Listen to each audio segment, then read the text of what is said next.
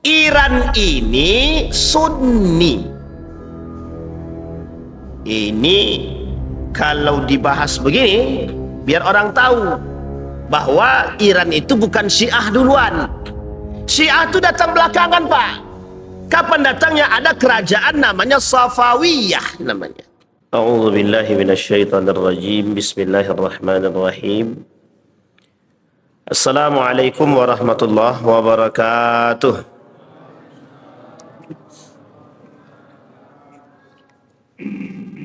Alhamdulillahi rabbil alamin. Alhamdulillahilladzi arsala rasulahu bil huda wa dinil haq liyudhhirahu 'ala ad-dini kullihi wa kafa billahi shahida. Asyhadu an la ilaha illallah wahdahu la syarika lah wa asyhadu anna Muhammadan 'abduhu wa rasuluh la nabiyya ba'd.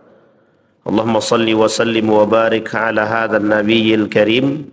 Allahumma salli ala Muhammad wa ala ali Muhammad fil alamin innaka Hamidum Majid. Ya ayuhan nasu ittaqu rabbakumul ladzi khalaqakum min nafsin wahidah wa khalaqa minha zawjaha wa batha minhuma rijalan katsiran wa nisaa'a wattaqullaha alladzi tasaaluna bihi wal arham innallaha kana 'alaikum raqiba. Puji syukur kehadirat Allah dengan mengucapkan Alhamdulillahi Rabbil Alamin. Bersalawat kepada Nabi dengan mengucapkan Allahumma salli ala Muhammad wa ala ali Muhammad fil alamin innaka Hamidum Majid. Bapak Ibu sekalian yang berbahagia, puji syukur kehadirat Allah dengan mengucapkan Alhamdulillahi Rabbil Alamin. Bersalawat kepada Nabi dengan mengucapkan Allahumma salli ala Muhammad wa ala ali Muhammad fil alamin innaka Hamidum Majid. Mudah-mudahan di subuh hari ini Bapak Ibu kita semua diberikan keberkahan oleh Allah Subhanahu wa taala, insyaallah husnul khatimah.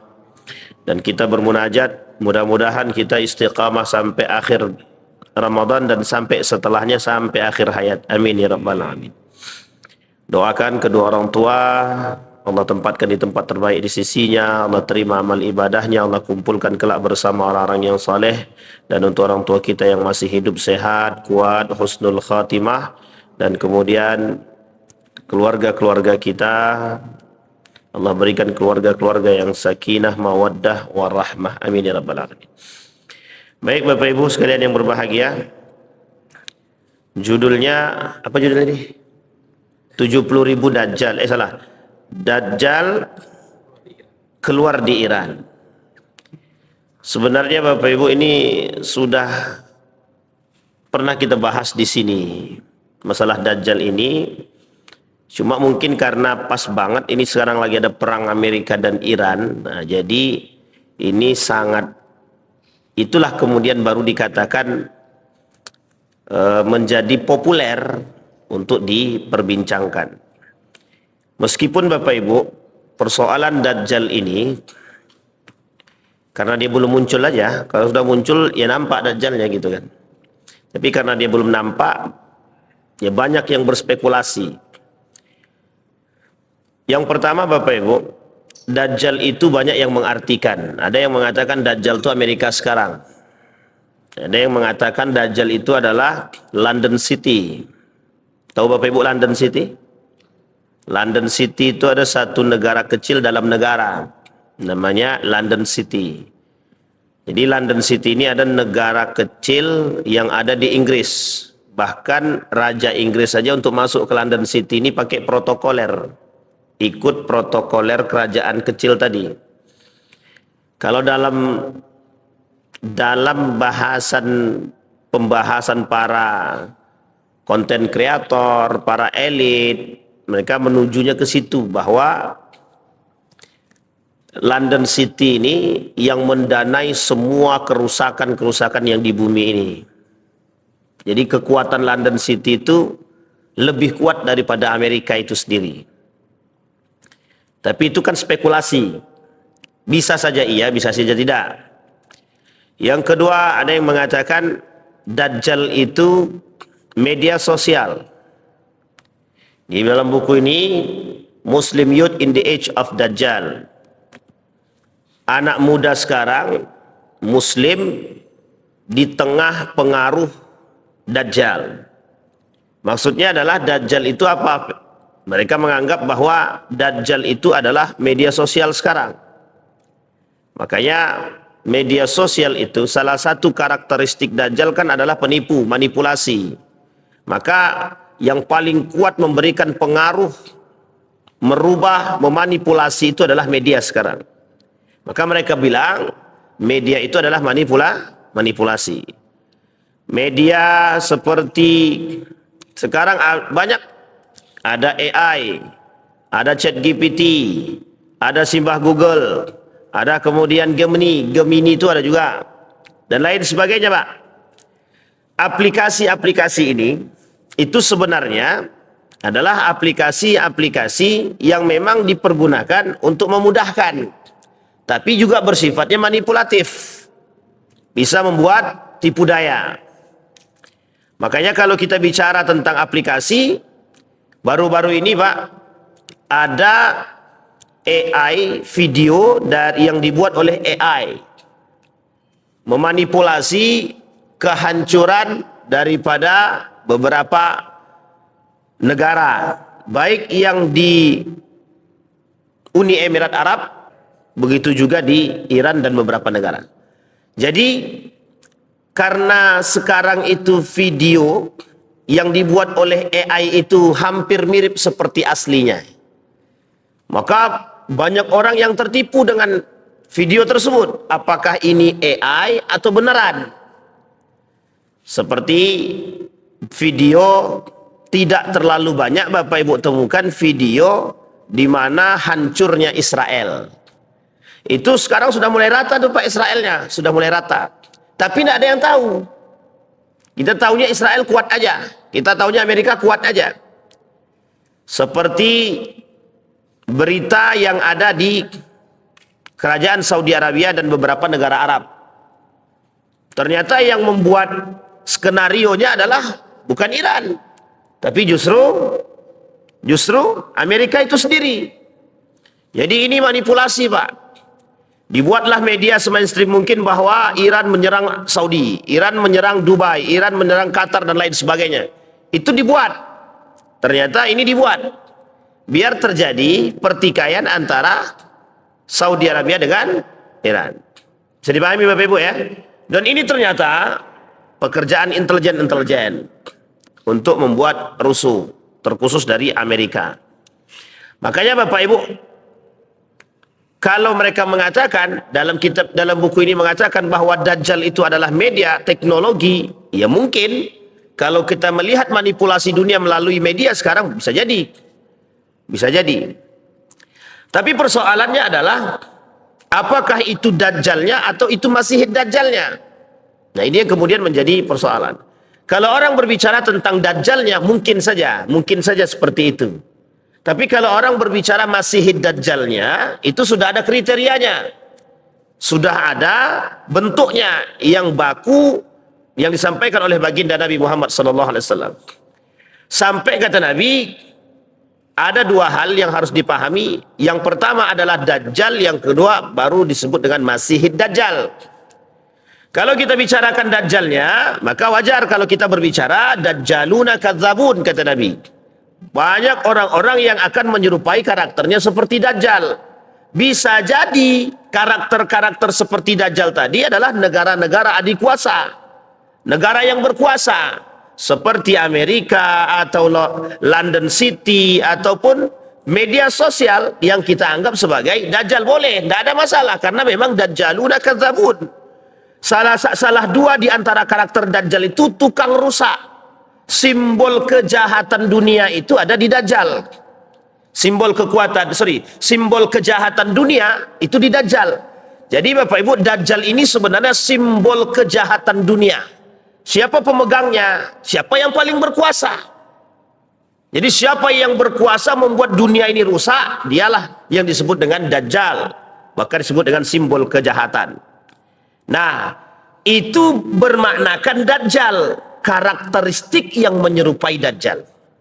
Yang kedua, kalau kita membahasakan Masih Dajjal, barulah ini yang kemudian disebut di dalam hadis Nabi. Yang kutiba ala jabhatayhi kafara, yang bertuliskan di jidatnya itu tulisan kafar atau kafir. yang matanya cuma satu. Nah, itu yang disebut dengan Dajjal. Pertanyaannya adalah lebih dahsyat mana Ustaz? Dajjal yang bersifat karakter Dajjal atau Dajjal itu sendiri? Mana yang paling dahsyat Bapak Ibu? Dajjal itu yang manusia yang berkarakterkan Dajjal atau Dajjal itu sendiri? Mana yang lebih dahsyat? Semuanya dahsyat. Kedua-duanya dahsyat. Sekarang saja kita sudah dahsyat sekali dibuatnya. Bagaimana kalau dengan Masih Dajjal yang sesungguhnya?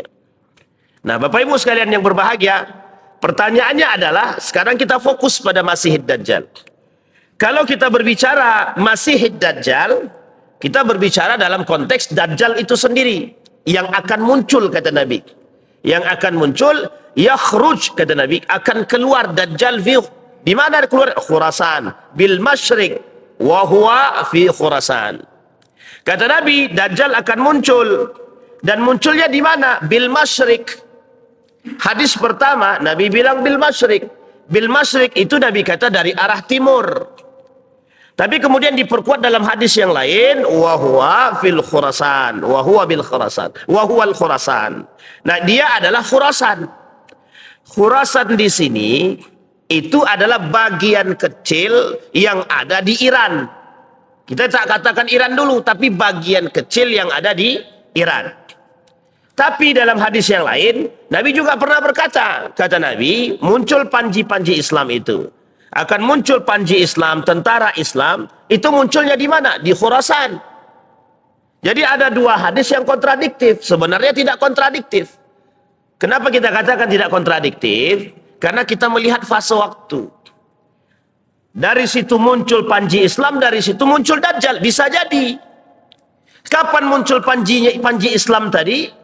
Kapan muncul panji Islam itu di Khurasan? Bisa jadi ketika sebelum datangnya Dajjal. Karena Dajjal itu akan dibunuh oleh Isa. Pertanyaannya adalah, kalau memang panji Islam itu datang di Khurasan, kapan datangnya? Inilah kemudian yang menjadi spekulatif dunia sekarang. Yang menjadi spekulasi dunia. Makanya kenapa hari ini ada perbedaan pendapat di kalangan para ulama. Perbedaan pendapat di kalangan para pengamat politik yang kemudian mencoba mencocokologi dengan hadis-hadis Nabi. Satu di antaranya ketika Nabi mengatakan panji Islam itu muncul di Khurasan, artinya Iran. Berarti kekuatan Iran hari ini yang bisa membumi hanguskan Amerika dan sebagian daripada kekuatan Iran yang disebut dengan panji. Bisa dipahami Bapak Ibu? Bisa jadi itu spekulatif. Siapapun yang ingin memahami dari pandangan tersebut silakan. Pertanyaannya adalah perlu adanya pemahaman lebih. Artinya secara mendalam tentang persoalan itu. Kalau kita lihat Bapak Ibu, sejarah Persia itu, di Persia ini, di Iran ini memang muncul Pak, banyak yang muncul.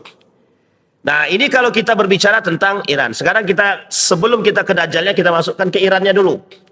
Kita lihatkan sejarahnya dulu Pak, sejarahnya dulu. Pertama, kita berbicara persoalan Persia dulu. Persia ini adalah negara yang pernah mengalahkan Babilonia pada masanya. Babilonia ini Mesopotamia pada masanya. Kalau kita rujuk tarik ke atas, ini tempat tinggalnya Raja Namrud. Tempat tinggalnya Raja Namrud, Babilonia. Di mana itu Babilonia Mesopotamia ini? Irak sekarang. Oke, Irak sekarang. Irak ya, ingat Irak. Namanya agak mirip ini. Irak. Yang kedua ada disebut dengan Persia. Nah, Persia ini Iran sekarang. Bisa dipahami? Ini sejarah Iran sekarang. Jadi kenapa harus begitu saat penyampaiannya? Kalau tidak, Pak, dikiranya kita ini nanti mendukung Wahabi. Nah, karena kita itu tidak sepakat dengan Iran, dianggap mendukung Salafi. Kita tidak ada persoalan Salafi, tidak ada persoalan Muhammadiyah, tidak ada persoalan NU di sini. Ini persoalan kacamata dan cara pandang yang kita coba melihat dari perspektif sejarah. Itu yang harus dipahami dulu. Bisa dipahami Bapak Ibu ya? Baik. Ada namanya Babilonia, ada Persia. Nah, ini posisinya Bapak Ibu sekalian yang berbahagia. Ini harus dipahami dulu. Babilonia pada masanya itu ada seorang raja, saya lupa namanya tuh agak sulit. Nabukadnezar apalah gitu. Pokoknya ada Nabukadnezarnya, Pak. Di dalam saya coba kita cek di sini ya. Nabukadnezar. Nabukadnezar ini Bapak Ibu, itu raja Babilonia pada masanya yang sangat zalim. Raja Nabukadnezar ini itu diambilnya orang-orang Yahudi, dipindahkan ke tempat dia, dijadikan budak. Dijadikan budak. Sehingga singkat cerita Bapak Ibu, singkat cerita itu Nabukadnezar II. Singkat cerita itu orang-orang Yahudi ini tahu ada negara bernama Persia, yang juga negara Persia ini punya kerajaan sendiri. Akhirnya membangun kesepakatan dengan Persia ini untuk menggulingkan raja yang zalim ini, Raja Babilonia itu. Ini dalam sejarah. Singkat cerita Bapak Ibu, apa yang dilakukan oleh orang-orang Yahudi, budak-budak Yahudi ini tadi, yang diperbudak oleh Raja Nabukadnezar tadi, itu mereka bekerja sama dengan Persia untuk menggulingkan Babilonia. Dan itu jugalah yang diinginkan oleh Persia. Kata Persia, Babilonia kuat, bagaimana cara menggulingkannya? Kami juga mau. Jadi terjadi pertikaian antara Babilonia dengan Persia. Ini sejarah. Maka ketika itu Bapak Ibu, orang Yahudi ini berkhianat, masuk ke dalam sisinya Persia, ada kesepakatan. Ada kesepakatan. Sehingga kesepakatan inilah kelak yang menciptakan satu tempat di sana. Apa yang terjadi Bapak Ibu? Persia menang atas Babilonia. Berhasil menang atas Babilonia karena ada bantuan juga dari sisi dalam. Para pengkhianat dari sisi Yahudi yang diperbudak oleh Babilonia. Dalam kesepakatan itu Bapak Ibu, dalam kesepakatan Persia ini, ketika mereka sudah menang, Persia menepati janji. Apa janji yang ditepati oleh Persia? Yang pertama, mereka sebagian dari orang Yahudi dipindahkan ke Yerusalem. Kemana Pak dipindahkannya? Yerusalem. Di mana Yerusalem itu? Palestina sekarang. Jadi mereka dipindahkan oleh Persia. Persia ini kan Iran sekarang ya, versinya sekarang Iran. Iran lah dalam sisi modernnya. Dipindahkanlah sebagian ke Yerusalem. Sebagian kemana? Sebagian diberikan tempat di Persia. Oke Bapak Ibu ya. Jadi Yahudi ini, Yahudi ada di Iran sekarang, itu sebenarnya itu sudah ada dari dulu ketika mereka membangun kerjasama dengan Persia. Jadi ada dua tempat di Iran itu tempat tinggalnya orang Yahudi. Satu Isfahan, yang kedua Teheran. Bisa dipahami ya? Teheran. Jadi dua tempat ini itu tempat tinggalnya orang Yahudi. Paling banyak di mana? Di Teheran. Tapi adakah hadis Nabi yang mengatakan tentang Isfahan? Nanti kita lihat di sisi itu. Bisa dipahami sejarah Bapak Ibu?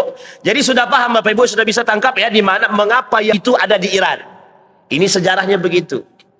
Nah, pertanyaannya adalah dari mana, mengapa kok bisa berubah dari Persia menuju Iran? Ini panjang lagi Pak persoalannya. Ada kaitan Raja Pahlavi dan lain segala macam. Ini panjang lagi Pak. Panjang lagi. Singkat ceritanya begini aja. Singkat ceritanya, orang-orang Iran sekarang itu, orang-orang Persia dulu itu, orang asli pribumi itu bernama Aryan. Aryan. Ya, nama aslinya itu nama orang pribumi itu Aryan. Sehingga ketika terjadi Iran, revolusi Iran dan lain sebagainya, sebelum menuju revolusi Iran itu, mereka menginginkan bahwa nama Persia itu dirubah. Dirubah, diambil dari mana? Diambil dari nama penduduk asli Persia tadi. Makanya Aryan kan dekat mirip namanya Iran. Oke Bapak Ibu ya, entah itu mungkin bahasa mereka, bisa jadi. Jadi perubahan antara Persia, dari Persia menuju Iran itu perubahannya di situ. Jadi ingin mengangkat produk lokal, apa bahasanya ya? Bahasanya itu ingin mengangkat, apa nama bahasa gaulnya sekarang itu? Kearifan lokal. Sehingga diambil dari nama mereka sendiri. Diambil dari penduduknya asli, penduduk asli Persia. Maka berubahlah nama dari Persia ke Iran. Tapi sebelum di situ apa agamanya? Agamanya pertama Persia itu adalah Majusi. Setelah ditaklukkan Persia tersebut oleh Islam, berubah Pak. Dari Majusi menjadi Islam. Islamnya Sunni. Oke? Bisa dipahami sampai di sini? Jadi Iran ini bukan Syiah pertama sekali. Iran ini Sunni. Ini kalau dibahas begini, biar orang tahu bahwa Iran itu bukan Syiah duluan. Syiah itu datang belakangan, Pak. Kapan datangnya? Ada kerajaan namanya Safawiyah namanya. Nah, ini panjang lagi, kapan waktu aja kita bahas. Itu tak sampai, ini tak akan selesai itu kalau dibahas kerajaan Safawiyah itu. Ini belum masuk dajalnya ya, belum masuk dajalnya. Baru di situ. Bisa dipahami Bapak Ibu ya. Jadi Bapak Ibu sekalian yang berbahagia, ada kerajaan Safawiyah. Kerajaan Safawiyah inilah Bapak Ibu yang membawa pandangan Syiah tersebut ke Iran itu. Nah, ini ketika terjadi persoalan perubahan kekuasaan pada masa terdahulu, termasuklah salah satunya kerajaan Safawiyah ini kalau kita mau berbicara apa adanya, termasuk salah satu kerajaan yang ketika itu sempat berkhianat kepada Turki Utsmani. Tapi Bapak Ibu ya, singkat cerita, berubahlah nama dari Majusi ke Islam. Di dalam Islam dari Sunni ke Syiah.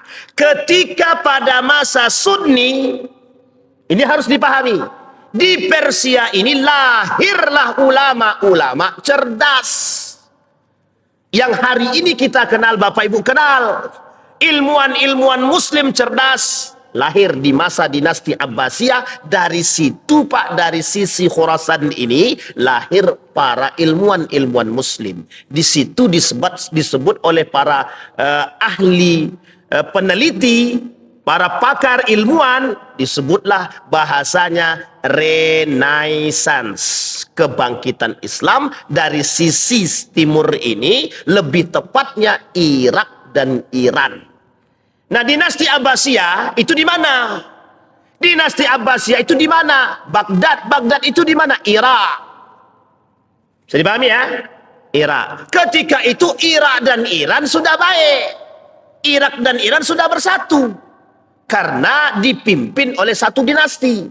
Nanti kapan terjadinya perubahan? Ketika salah satu di antara kerajaan-kerajaan kecil yang ada di sekeliling Abbasiyah itu termasuk salah satunya kerajaan yang nanti melahirkan Safawiyah namanya.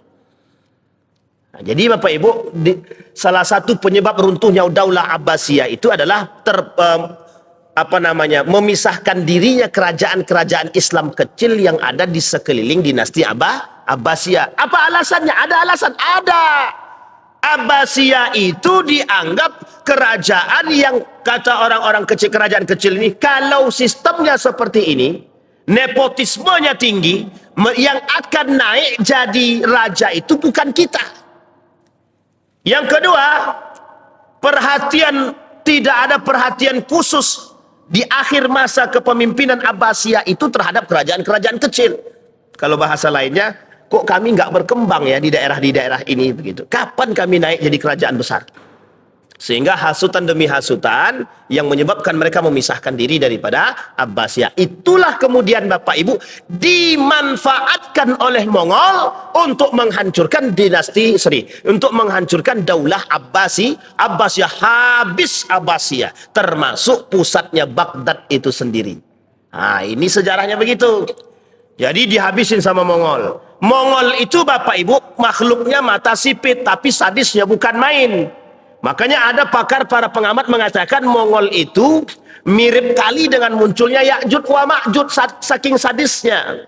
Baik, itu singkat cerita. disinilah terjadi perbedaan ketika mereka sudah mulai memisahkan diri dari Turki Utsmani. Disitulah baru terjadi adanya kerajaan-kerajaan kecil, termasuk salah satunya adalah kerajaan Safawiyah itu yang membawa aliran pandangan Syiah.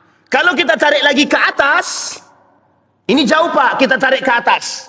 Kalau kita tarik ke atas, ada kaitannya dengan siapa? Syiah Fatimiyah. Jadi bisa dipahami Bapak Ibu ya? Baik. Itu kita sampai di situ aja. Jadi jawaban pertama ini kenapa saya runutkan sejarah ini Pak, banyak sekali yang mencaci maki saya. Di dalam di YouTube itu, di channel, enggak tahu channelnya siapa itu. Jadi penontonnya 200.000 lebih mungkin, hampir sekitar 200.000 lebih, tapi yang mencaci maki 8.000 lebih. Jadi nggak imbang ini Pak.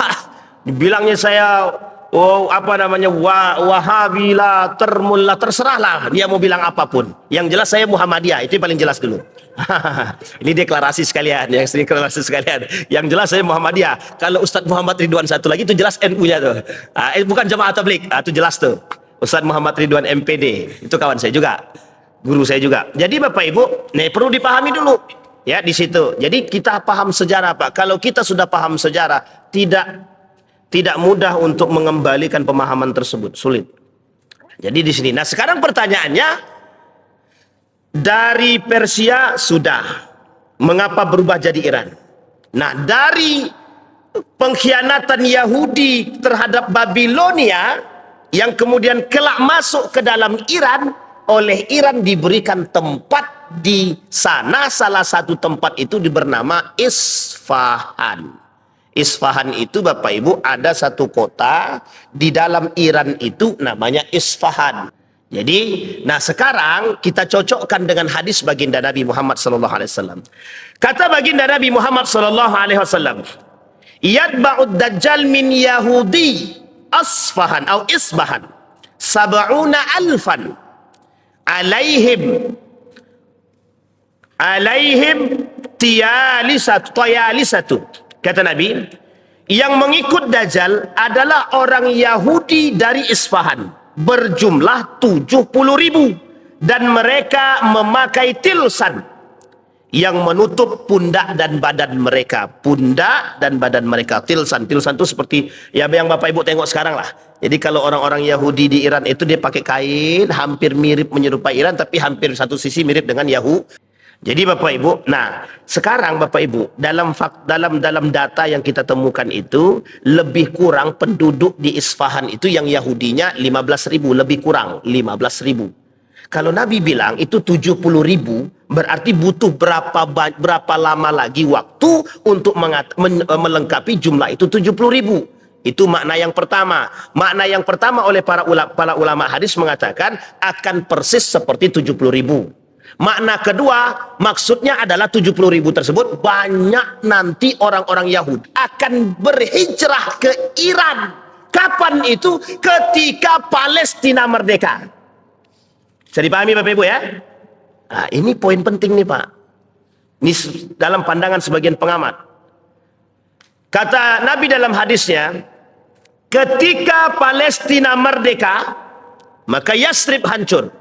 Ketika Yasrib hancur, akan terjadi Fathu Konstantinia. Fathu Konstantinia itu penaklukan Konstantinopel, Turki sekarang.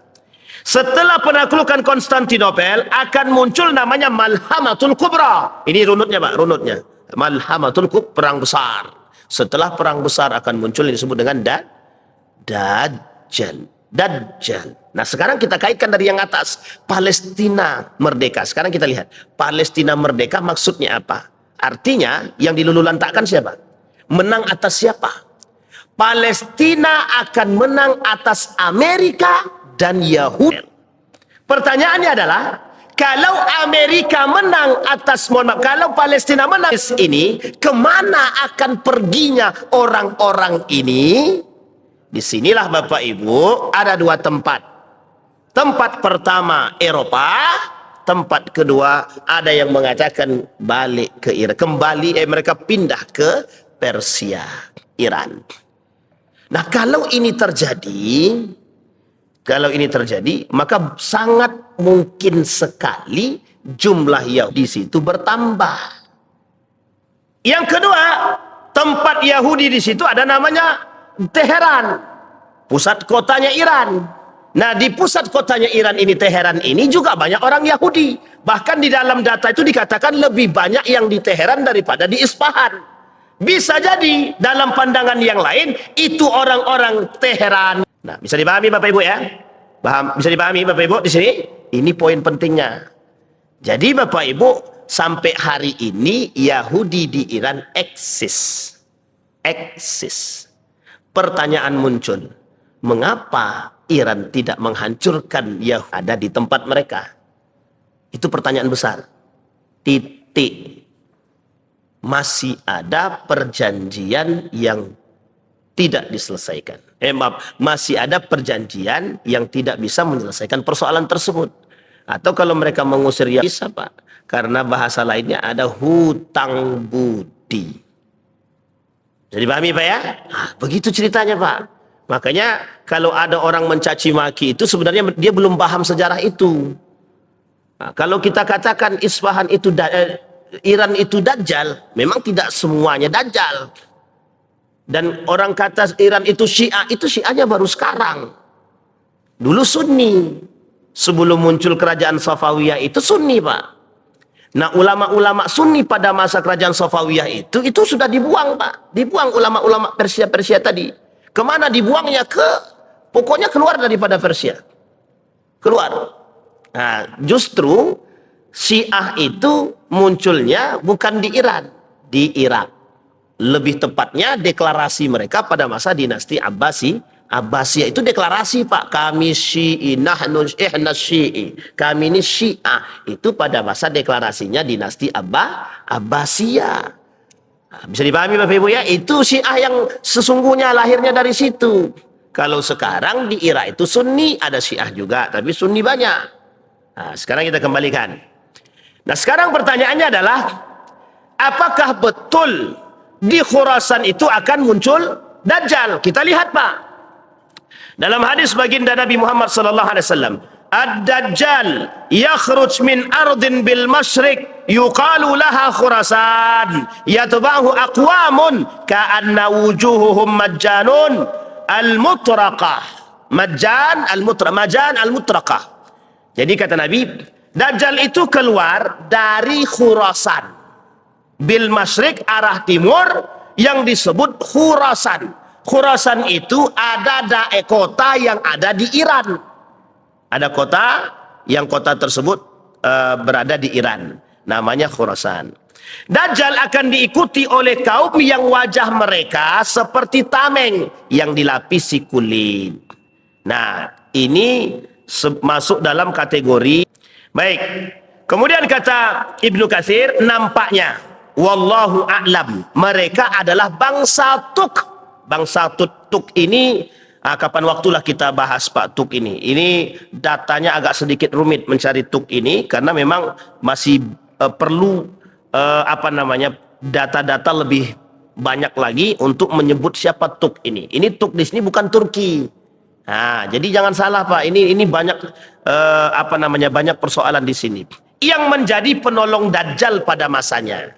Baik. Yang menunjukkan pula bahwa pengikut Dajjal adalah orang-orang non-Arab. Nah, sekarang saya tanya, Persia itu Arab apa tidak? Enggak Arab, Pak. Tidak masuk Arab. Jadi Iran itu tidak masuk Arab.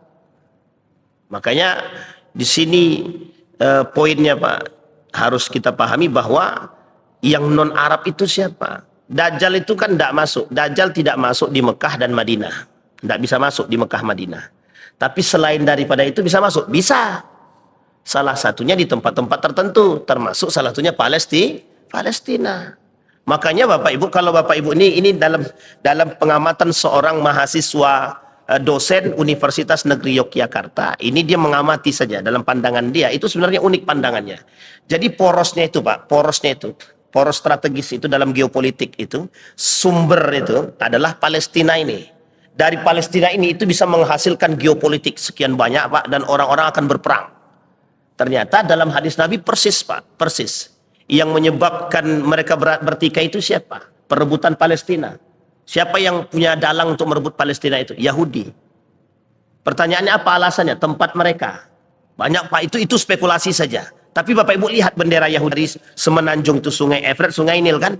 Dibahas di atas dan bawah itu. Itu sampai mana Pak? Berarti sampai Mesir. Berarti ada kemungkinan yang akan ditaklukkan oleh mereka, oleh Amerika selain daripada Iran, apalagi? Ada namanya Turki dan Mesir. Nah, ini masuk Pak dalam sini. Dan ini disebut dengan non-Arab Pak. Non-Arab. Makanya yang Arab itu yang mana? Yang Arab itu Jazirah Arab. Mana yang Jazirah Arab itu tersebut? Saudi Arabia, Qatar, Uni Emirat Arab. Yang hari ini semua itu negara-negara itu tunduk terhadap Amerika. Baik Qatar, Dubai, Oman, Bahrain, dan lain sebagainya. Semua Jazirah Arab itu. Makanya sekarang itu kan negara-negara itu tunduk. Tapi ini tidak. Makanya Bapak Ibu, dalam satu pendapat, bahkan ada yang mengutip itu, saya lupa itu ayatnya, mereka katakan begini, di tengah orang-orang tunduk terhadap kezaliman Zionis, muncul negara yang berani menentang. Itu Iran tadi. Jadi Iran ini, kalau ada pengamat politik mengatakan Amerika ini mengapa ingin menghabisi Iran. Dari dulu sampai sekarang Iran tidak pernah takluk terhadap Amerika. Diboikot sepanjang masa, biasa saja. Justru sekali mereka memboikot Selat Hormuz, yang bingung bukan mereka, justru Amerika, justru Eropa. Kenapa begitu? Sumber minyaknya 20% dari situ. Jalurnya di situ, Pak. Perbatasan antara Iran dengan Uni Emirat Arab. Itu perbatasan, Pak. Antara antara Iran dan Uni Emirat Arab. Ada selat namanya Hormuz. Tempat jalur keluarnya jalur minyak. Jadi minyak dunia di situ. 20 juta barel per hari kebutuhannya. Jadi jangan salah Pak. Salah satu alasan Amerika menculik Presiden Venezuela itu di situ ada minyaknya Pak. Di situ karena tidak mau tunduk, diculik, kemudian di situ ada minyaknya. Salah satu cadangan minyak mereka yang sekarang ini gitu. Itu kalau habis selesai itu Pak. Kalau habis selesai. Betulkah perkataan Nabi itu akan muncul Dajjal itu di Khurasan? Di sini pertanyaannya adalah, kalau kita merujuk kepada pemahaman para ulama, tidak ada ulama yang mengingkari. Karena kita kan tidak tahu, kita nggak ketemu dengan Nabi. Perkataan Nabi, tapi kalau kita beriman, perkataan Nabi pasti terjadi. Itu imannya Pak, itu yang bicara iman. Lah pertanyaannya adalah, kalau pasti terjadi, berarti pasti akan muncul di situ. Pasti Pak. Nah itu kalau saya mengatakan iman. Nah sekarang pertanyaan, mengapa kok Dajjalnya muncul di situ? Merujuk daripada pemahaman para ulama bahwa ketika Palestina ini merdeka, ketika ditaklukkan, ketika Palestina menang dan dibantu oleh negara-negara yang menaklukkan mereka atau menghancurkan Israel, mereka akan mencari tempat. Satu di antaranya, mereka akan masuk ke dalam Masjidil Aqsa. Ini bahasa ini kemudian disampaikan lagi. Orang Yahudi itu kelak akan melakukan hal yang serupa pada masanya. Dulu pada masa siapa? Pada masa siapa? Umar itu penaklukannya tanpa ada pertumpahan darah, Pak. Yang kedua pada masa siapa lagi? Salahuddin Al-Ayyubi. Lari tunggang langgang, masuk ke dalam Masjidil Aqsa, diberikan pengampunan. Mereka kemudian, akhirnya tak lama kemudian, beberapa abad kemudian, mereka melakukan kembali karakter mereka, pembangkangan orang-orang ya, dan akan terjadi kejadian yang sama, akan datang Panji tersebut. Makanya ketika ada orang mengatakan, ada Nabi mengatakan akan muncul Panji Islam di Khurasan, bisa jadi sebagian orang mengatakan bahwa itu adalah Iran sekarang. Ya, itu tidak salah Pak, karena memang spekulasi saja. Kenapa? Karena di tengah semua negara yang tunduk terhadap Amerika, satu-satunya negara yang mau menentang dan melawan langsung, yaitu Iran. Bisa dipahami Pak ya? Iran kemudian menentang mereka. Nah sekarang ada jaminan, bukan ada jaminan, ada berita bahwa Turki juga akan mengikuti. Karena yang kedua, Turki juga negara yang tidak mau takluk terhadap Amerika. Nah, terlepas daripada hubungan kerjasama, tapi yang jelas dua negara ini adalah negara yang memberontak. Sampai di sini bisa dipahami Bapak Ibu? Baik. Nah, sekarang kita lihat lagi.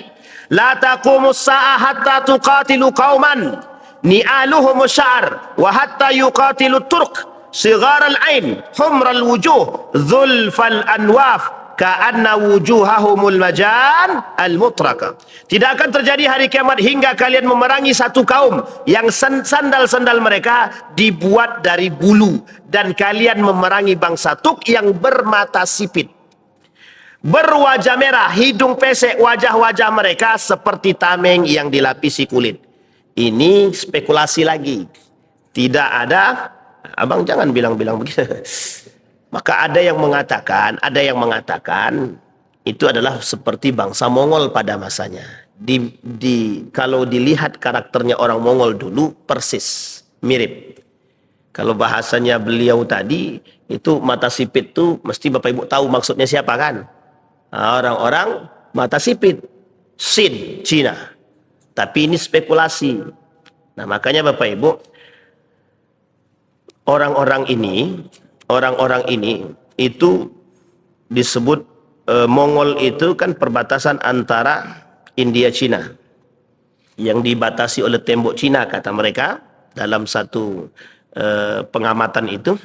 Nah, Mongol ini Pak, kalau kita lihat Mongol ini maka, tapi saya masih belum bisa mengatakan kebenarannya Pak, karena memang Tuk itu tak disebutkan apakah dia Mongol, apakah dia Cina atau apa, kita tidak disebutkan di situ. Makanya kita tidak bisa mengatakan secara lebih luas. Nanti insya Allah kalau dapat referensi yang lebih valid akan kita bicarakan siapa itu yang Tuk. Baik. Namun pengikut Dajjal juga ada yang berasal dari bangsa Arab karena kebodohan yang menimpa mereka. Ini kita ulangi sekali lagi. Namun pengikut Dajjal ada yang berasal dari bangsa Arab karena kebodohan yang menimpa mereka. Ini Bapak Ibu ada hadisnya. Wa inna min fitnatihi an yaqula li a'rabi ara'aita in ba'athu laka abaka wa ummaka atashhad anni rabbuk fayaqul na'am fayatamassalu lahu syaitanani fi surati abihi wa ummihi fayaqulani ya bunai itba'hu fa innahu rabbuk. Di antara fitnah Dajjal adalah ia akan berkata kepada orang Arab, bagaimana menurutmu jika aku membangkitkan ayah dan ibumu, lalu aku bersaksi bahwa aku adalah Rabbmu, engkau bersaksi bahwa aku adalah Rabbmu, apakah engkau mau? Ya, mau, jawab orang-orang Arab tersebut. Lalu dua setan menyerupai bentuk ayah dan ibunya, lantas keduanya berkata, wahai anakku, ikutilah Dajjal ini karena dia adalah Rabbmu. Ini Bapak Ibu, oleh Syekh Al-Albani hadis ini disahihkan. Jadi Bapak Ibu ya, maksud hadis ini adalah itu sebenarnya orang-orang yang mohon maaf memiliki udhuful ilmi. Nah, ini sejalan Pak, sejalan dengan hadis Nabi. Kenapa saya katakan sejalan dengan hadis Nabi? Kelak penghuni muka bumi ini kan orang-orang bodoh. Orang-orang bodoh. Insya Allah Bapak Ibu yang beriman ini udah mati duluan insya Allah. Sebelum Dajjal muncul tuh Bapak Ibu udah mati nih. Yang beriman ya, yang beriman mati. Kecuali orang-orang munafik Pak. Orang-orang munafik, khawarij, itu pengikut Dajjal itu Pak. Pengikut Dajjal. Nah sekarang kita lihat. Maksud ini adalah sejalan dengan hadis Nabi. Ketika kebodohan merajalela. Nah orang kalau sudah bodoh itu Pak, semuanya cepat kagum Pak. Makanya ketika datang orang merasa sok pintar. Jangankan nanti Pak, sekarang aja udah kayak gitu Pak. Kan Bapak Ibu banyak nengok orang-orang. Ada yang bisa menggandakan duit lah, ada batu yang disembah lah, pokoknya banyak lah maknanya, terserah dia lah itu apa maksudnya. Tapi yang jelas mereka anggap itu cerdas dan pintar gitu. Sehingga banyak pengikutnya Pak. Makanya banyak yang ngikut-ngikut aliran sesat sekarang nih. Aliran sesat tapi ikut, wah itu pintar, pintar dari mananya pun kita nggak tahu. Sehingga banyak pengikutnya Pak. Maka salah satu sebab itu adalah kebodohan. Nah sekarang Bapak Ibu, pertanyaan kita adalah, benarkah Iran itu Dajjal? Nah, kalau dari pemahaman saya tadi, itu kan Bapak Ibu bisa nangkap. Kita tidak mengatakan Iran Dajjal, tapi di Iran itu akan lahir kalau memang Persia, Teheran, kalau memang Isfahan, Teheran, kemudian Khurasan adalah bagian daripada Iran, maka perkataan Nabi masih terbukti. Sekarang kita lihat fakta sejarah. Kita lihat kebenarannya. Di Iran itu, Bapak boleh cek deh, buka aja Google, enggak ada masalah. Buka aja video, sudah banyak kok video. Betulkah Yahudi di Iran ada? Nanti keluar semuanya, Pak. Jadi kita nggak bohong. Nabi nggak bohong. Memang di Iran tuh banyak orang Yahudi, banyak. Nah, cuma persoalannya adalah mengapa kok seperti ada kontradiksi hadis pertama Nabi kata Panji Islam muncul di Khurasan, tapi satu sisi Dajjal akan muncul juga di situ. Nah, perlu dipahami Bapak Ibu, kalau saya mengatakan ada perbedaan waktu antara munculnya Panji Islam ini dengan munculnya Dajjal. Sekarang jumlahnya orang Yahudi itu masih 15.000, lebih kurang. 15.000, artinya belum mencukupi. Berarti akan muncul dulu, tapi hadis ini nanti kita perkuat dengan hadis. Akan muncul terlebih dahulu Panji Islam dari Iran untuk melawan kejahatan-kejahatan Zionis. Satu. Sekarang kita lihat hadis yang lain. Apakah betul Nabi mengatakan Panji Islam itu muncul di Khurasan? Hadis pertama iya. Kata Nabi akan muncul Panji Islam itu, tentara-tentara Islam itu, pejuang-pejuang Islam itu dari Iran. Dari Khurasan. Nabi tak sebut Iran ya, Nabi sebutkan Khurasan. Sekarang kita lihat di hadis yang lain. Di hadis yang lain Nabi juga mengatakan panji-panji Islam itu akan muncul di 3 negara. Irak, Yaman, Syam. Nabi tak sebut Palestina, tapi Nabi sebut Syam. Oke, sekarang kita lihat. Irak, kata Nabi, kalau kalian nampak orang-orang panji-panji dari daerah Irak, Kufah sekarang, kalian jangan bergabung bersama mereka. Jangan bergabung. Nabi larang. Karena punya masa lalu yang cukup jelek. Pengkhianat. Pada masanya berkhianat kepada Ali bin Abi Thalib, berkhianat kepada Al-Hasan, berkhianat kepada Al-Husain. Dan keluarga-keluarga Nabi. Yang kedua, kata Nabi akan muncul panji itu dari Yaman. Kalian juga jangan bergabung bersama mereka. Nabi bukan melarang untuk bergabung di sini dalam arti haram, tidak. Tapi kata Nabi kekuatan Yaman tidak besar.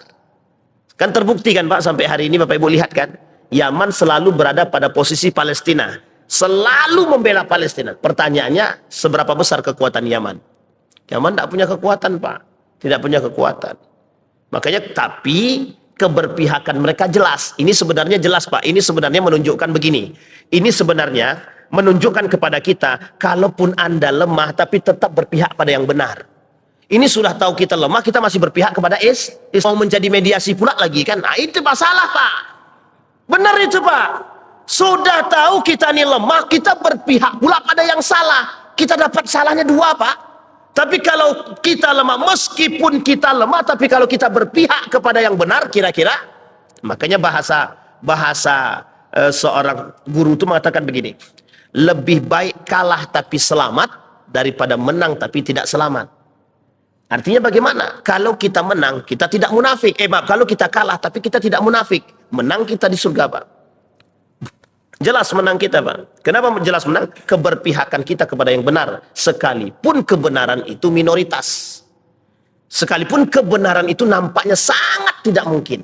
Tapi kalau kita berpihak kepada yang benar, ini poin penting, Pak. Poin penting bagi kita. Kita semua, Pak.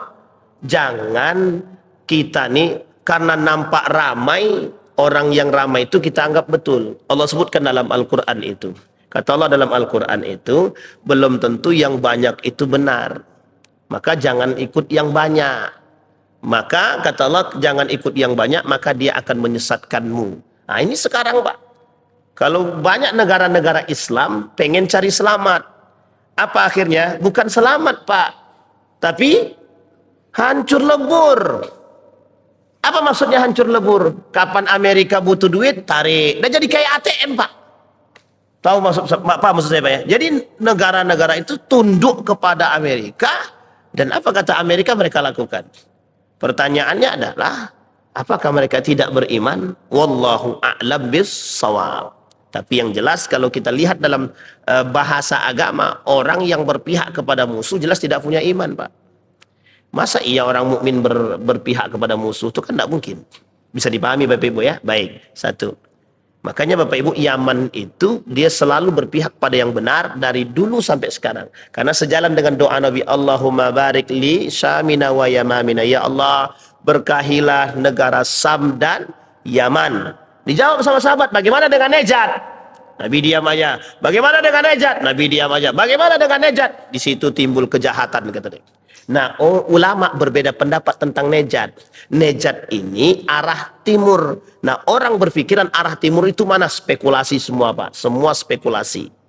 Apa spekulasi itu? Bisa jadi perbatasan Iran tadi, bisa jadi di ujung timur Arab Saudi sana, bisa jadi banyak tempat yang disebut itu, Pak.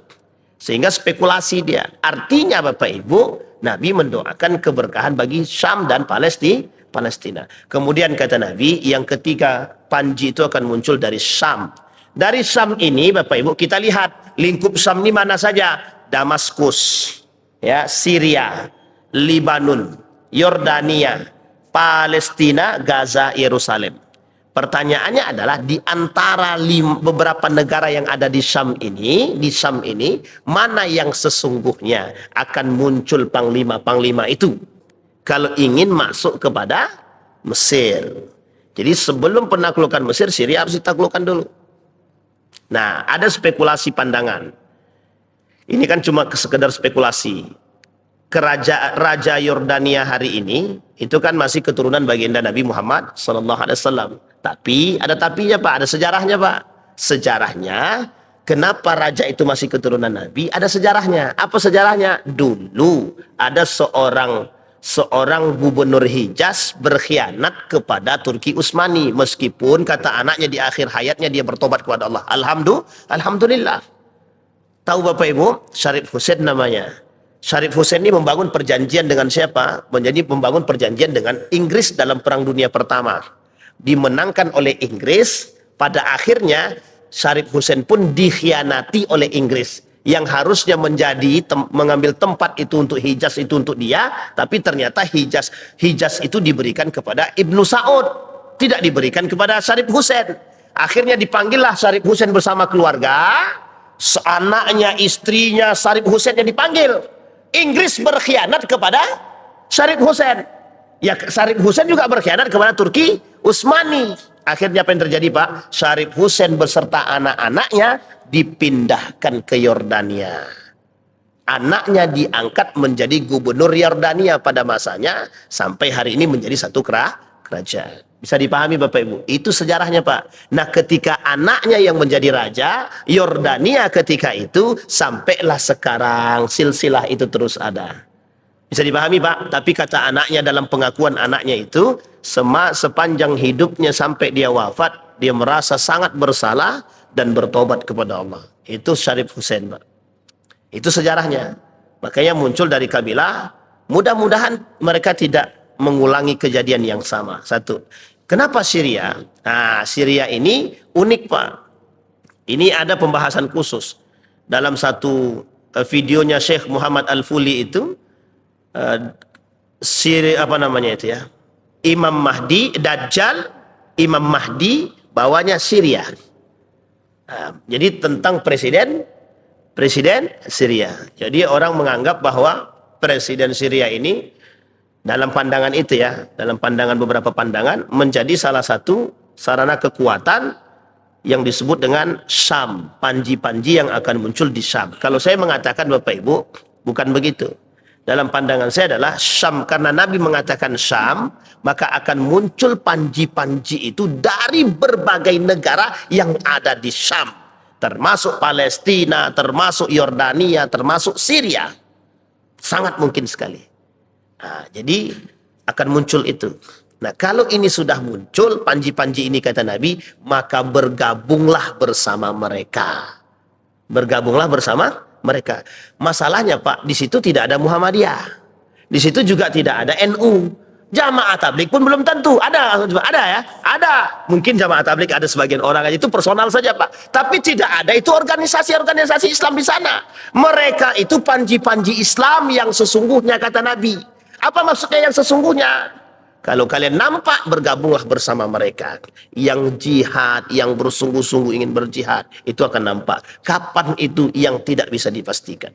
Tapi Bapak Ibu, maksudnya, kalau saya boleh menebak maksud itu, bahwa yang berani menentang, yang berani melawan Zionis itu. Sampai di sini bisa dipahami Bapak Ibu? Bisa dipahami? Kira-kira betul enggak tuh Dajjal akan muncul di Khurasan itu? Muncul ada, benar nggak tuh akan muncul di Khurasan? Jadi kata Syekh Muhammad Al-Fulli itu bisa jadi masafahnya, jaraknya masih agak jauh antara keluarnya panji-panji Islam tadi dengan Dajjal tersebut. Tapi kalau kita melihat keadaan sekarang, bisa jadi memang dianggap orang Iran ini dikdaya. Dikdaya sekali karena berani melawan, kalau bahasa lainnya single fighter lah. Single fighter. Kalau bisa Indonesia tuh begitu dia. Lawannya kan kalau bisa, kan itu kan kalau bisa.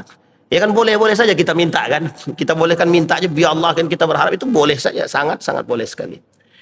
Maka Bapak Ibu, spekulasi persoalan Iran ini itu sudah sebenarnya jelas disebutkan oleh Nabi di dalam hadisnya. Karena memang kata baginda Nabi, kalau kita merujuk kepada asal Persianya, itu memang mereka tidak menyembah Tuhan. Asal Persianya, kita bicara asal Persianya, mereka menyembah api, Zoroaster, Majusi. Jadi ketika ada Allah berbicara tentang Majusi dalam Al-Quran, itu untuk orang-orang Persia itu. Ketika Allah berbicara tentang kafir Quraisy, itu orang-orang Makkah. Kalau ada Allah berbicara tentang Muslim, mukmin, itulah semuanya. Termasuklah orang-orang yang di Madinah, di Makkah, yang beriman kepada Allah. Maka Bapak Ibu sekalian yang berbahagia, kalau kita boleh lihat sekarang, itu keadaan kita ini sedang tidak baik-baik saja. Salah satu syarat, bukan syarat, salah satu tanda munculnya Dajjal itu kehancuran dunia. Dan itu sudah Pak. Mulai dari kasus Epstein, mulai dari kasus per kasus, mulai dari ini dan itu manipulasi dunia, mulai dari AI, mulai dari semua Pak. Persoalan-persoalan yang muncul itu menunjukkan, memberikan isyarat akan munculnya Dajjal. Nah, yang paling penting bagi kita adalah mau dimanapun Dajjal itu muncul, dari arah timur manapun dia muncul, maka kita harus selamat. Kitanya yang harus selamat. Maka kata Nabi, kalau pengen selamat, satu, berdoalah kepada Allah biar dijauhkan daripada fitnah Dajjal. Yang kedua, perbanyak amal saleh, ibadahnya, akidahnya diperkuat. Yang ketiga, amalkan surah Al-Kahfi setiap Jumat. Kata Nabi, orang-orang yang seperti ini insya Allah. Tapi kalau Bapak Ibu surah Al-Kahfinya Bapak Ibu amalkan, tapi Bapak Ibu tidak sholat, itu jangankan Dajjal, lebih dari Dajjal pun bisa dapat. Ya, lebih dari Dajjal pun bisa. Loh, kalau orang tak sholat, gimana Pak? Masa aku cukup mengamalkan kahfi aja Ustaz, yang penting, tidak bisa begitu Pak, tidak bisa begitu. Maksud Nabi itu adalah bagian daripada ayatul Quran, bagian daripada suratun min suril Quran, surah-surah yang ada, salah satu surat yang ada di dalam Al-Quran yang disebut dengan Al-Kahfi. Dawamkan, istiqamahkan, tapi sholatnya tetap jalan. Amal solehnya, akidahnya nggak boleh goyang. Maka kata Nabi, pengikut Dajjal salah satunya munafik. Munafik itu siapa? Kaum Khawarij dan orang-orang yang merasa dirinya pandai, bagus dan lain sebagainya, dan orang-orang munafik, orang-orang bodoh dan lain sebagainya. Termasuk perempuan-perempuan yang mudah kaget, cepat kagum. Wow, Dajjalnya bagus. Kok Dajjal kok dibilang bagus tuh gimana Pak? Makanya sekarang itu unik kalau kita lihat cocokologi keadaan. Banyak, ini saya mohon maaf Bapak Ibu ya, mohon maaf. Ini sebenarnya cocokologi yang tidak berfaedah sebenarnya. Tampang jelek, istri cantik katanya. Itu bisa jadi Pak. Nanti nampak Dajjal udah mata sebelah, tetap aja banyak yang mau kan begitu. Nah, itu sebenarnya yang kita sebut dengan tidak berfaedah. Itu yang terakhir dikat aja itu. Takutnya rasis Pak. Saya kira begitu Bapak Ibu sekalian yang berbahagia. Ada pertanyaan Bapak Ibu? Enggak ada itu mesti. Karena udah mendekat itu tuh agak susah sedikit itu. Karena bahasan Dajjal ini tidak sampai hari kiamat nggak akan ada habisnya Pak. Nggak ada habisnya masalah Dajjal ini, nggak akan ada habisnya karena spekulasi semua. Kecuali Allah bilang, kecuali Nabi mengatakan Dajjal itu muncul di Iran, itu selesai itu Pak. Dan hadisnya sahih, tidak ada. Apalagi kalau Allah yang menyebutkan selesai kan. Karena itu yang disebut dengan spekulasi. Tapi spekulasi itu bukan tanpa dasar. Kemana dasarnya? Para ulama. Kemana dasarnya para ulama? Para sahabat. Kemana dasarnya para sahabat baginda Nabi Muhammad sallallahu alaihi wasallam. Makanya Bapak Ibu, ketika Nabi berbicara Dajjal itu, sahabat bilang apa sama Nabi? Doakan kami biar kami dimatikan. Nah sekarang Bapak Ibu, ada nggak yang berdoa begitu mau dimatikan? Kalau ada, kita doa sekarang sama-sama. Nggak ada Pak yang mau dimatikan sekarang. Takut Dajjal. Tapi Bapak Ibu, kalau kita tak takut dengan Dajjal, berarti itu salah satu cara, salah satu pengikut-pengikut Dajjal. Kalau tidak takut dengan Dajjal. Tapi kalau bisa kita katakan, insya Allah Bapak Ibu semua insya Allah tidak akan ketemu dengan Dajjal. Amin ya Rabbal Alamin. Siapa yang masih hidup 100 tahun ke depan, insya Allah tidak ada. Dan saya kira kita semua Allah berikan kebaikan, Allah berikan faidah yang besar, Allah jadikan orang-orang yang betul-betul istiqamah, insya Allah husnul khatimah. Amin ya Rabbal Alamin.